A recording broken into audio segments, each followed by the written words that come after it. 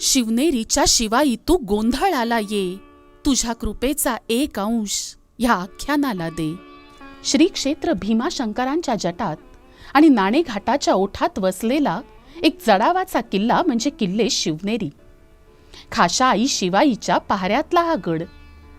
नाणेघाटाचा हा संरक्षक गड बांधला गेला तो सातवाहन राजांच्या कालखंडात. पूर्वी कल्याण, भडोच, नालासोपारा या सिंधुसागरीच्या बंदरांचा सारा व्यापार होई तो ह्या नाणेघाटातूनच. जीर्णनगर, जुन्नीनगर, जुनेनगर, जुन्नेर, जुन्नर अशी जुन्नर ह्या नावाची व्युत्पत्ती सांगितली जाते.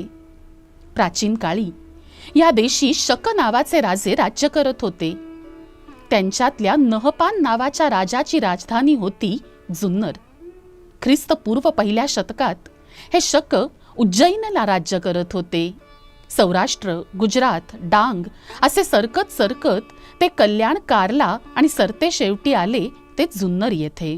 याच्या पूर्वेस नारायणगड, उत्तरेस हरिश्चंद्रगड, पश्चिमेस हडसर, चावंड, जीवधन, भैरवगड, दक्षिणेस राजमाची, ढाक, सिद्धगड, गोरक्षगड, मच्छिंद्रगड असा वेढा या किल्ल्याभोवती आहे. गड शिवनेरीवर जाण्याचे 2 मार्ग आहेत. पहिला सातवाहनकालीन खोदीव पायऱ्यांचा.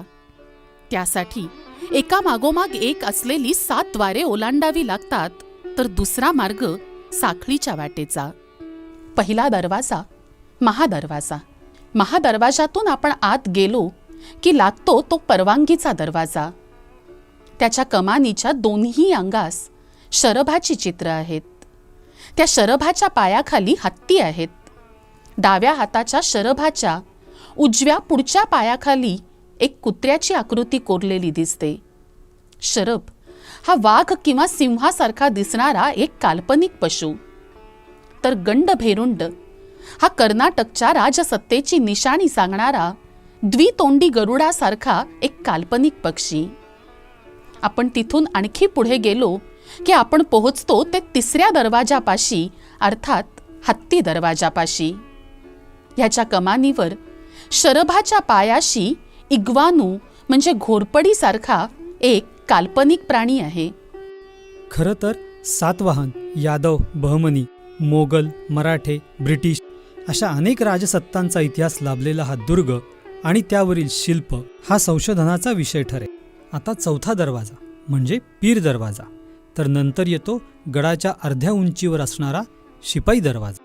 हा दरवाजा म्हणजे संरक्षक तटबंदीचा उत्कृष्ट नमुना आहे. खोदीव पायऱ्यांच्या वाटे वर चढले की फाटक दरवाजा व नंतर कुलाबकर दरवाजा ओलांडून आपण मुख्य गडात प्रवेश करतो. इसवी सन 1443 मध्ये बहमनी सुलतान मलिकुल तुजारने हा किल्ला यादवांकडून जिंकून घेतला.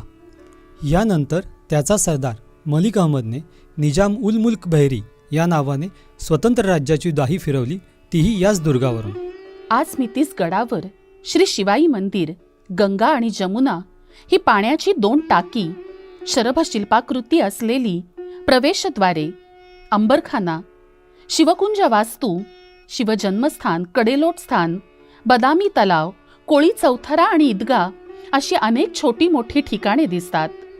ह्याशिवाय दिसतो तो काही बौद्ध लेण्यांचा भाग, हमामखाना आणि फडणवीसांचं घर. ह्याशिवाय अनेक छोट्या मोठ्या चोरवाटांनी हा किल्ला अभेद्य बनवलेला आहे. शिपाई दरवाजापासून संरक्षण व्यवस्था अधिकच बळकट होत जाईल. तिथून आत प्रवेश करण्यासाठी विशेष परवान्याची आवश्यकता असे. तिथून उजवीकडे गेलो की कमानदार दरवाजातून आपण जातो ते थेट श्री शिवाई मंदिराकडे. गर्भगृहात प्रवेश करताच अखंड तेवणाऱ्या समयांच्या प्रकाशात गडदेवी शिवाई सुहास्य वदनाने भक्त काजासाठी या दुर्गम दुर्गावरती उभी आहे. आदिशक्ती शिवाई देवी ही कोरीव लेण्यात स्वयंभू आहे असे इतिहास मानतो. औरंगाबाद जिल्ह्यातील अजिंठा लेण्यापासून अवघ्या 9 किलोमीटरवर वसलेल्या सिल्लोड या गावची ग्रामदेवता शिवाई आपल्या भक्तगणांबरोबर या दुर्गावर आली अशी भाविकांची श्रद्धा आहे. 1947 साली ग्रामवासियांनी देवीची एक मूर्ती तयार करवून ती मूळच्याच कोरीव लेण्यांमध्ये नव्याने वसवलेली आहे.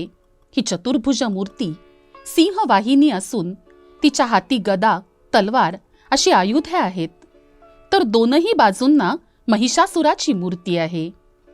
ह्या मूर्तीची उंची अंदाजे 3.25 फूट असून ह्या मूर्तीचे तेज बघणाऱ्याचे मन प्रसन्न करते.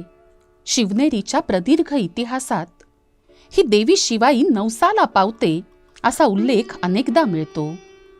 दासायन या ग्रंथातील लेखक रामदासी यांच्या संदर्भानुसार असे म्हणता येईल की जिजाऊंनी मनोभावे ह्याच गड देवी शिवाईची प्रार्थना केली होती.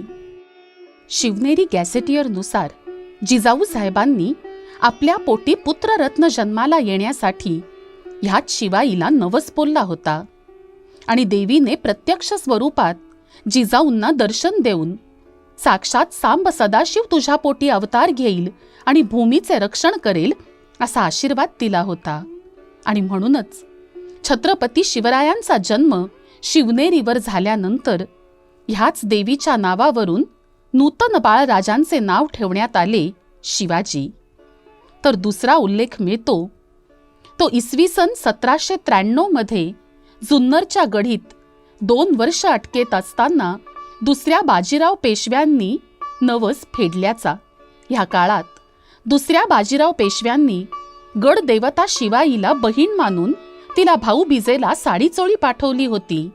आणि योगायोग असा की त्यानंतर लगेचच 20 मे 1794 मध्ये मेजर एल्ड्रिसने दुसऱ्या बाजीराव पेशव्यांना अटकेतून संपूर्णपणे स्वतंत्र केले. पण काही वास्तू व व्यक्तींचा योग विचित्र असतो. महाराष्ट्रातील बराचसा भाग स्वतंत्र करून स्वराज्य स्थापन करणाऱ्या छत्रपती शिवरायांना आपली जन्मभूमी मात्र स्वतंत्र करण्यात यश मिळाले नाही. पुढे 1716 मध्ये छत्रपती थोरले शाहू महाराज यांच्या कारकिर्दीत हा दुर्ग स्वराज्यात दाखल करण्यात आला. ह्या गडाचा आकार बाणाच्या अग्रासारखा निमुळता आहे आणि नीट लक्ष देऊन पाहिलं तर लक्षात येतं की हे अग्र रोखलेलं आहे ते उत्तरेकडे.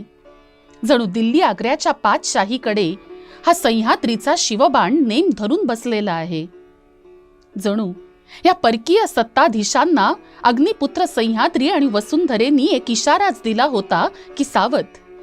जुन्नरच्या शिवपूर्वकालीन राजवटीतील अतिप्राचीन असं एक शिल्प खुद्द जुन्नरमध्ये आहे. सदर बाजारातील वेशी नजीकच्या दक्षिणेकडील बुरुजावर एक शिल्प कोरलेले आहे. एका छोट्या दगडावर एक हत्ती, त्याच्या मागे शुक म्हणजे पोपट आणि त्याच्या मागे तोंडात तारा म्हणजे चांदणी धरलेला एक वाघ आहे. या शिल्पाचा अर्थ अतिशय सुंदर आहे.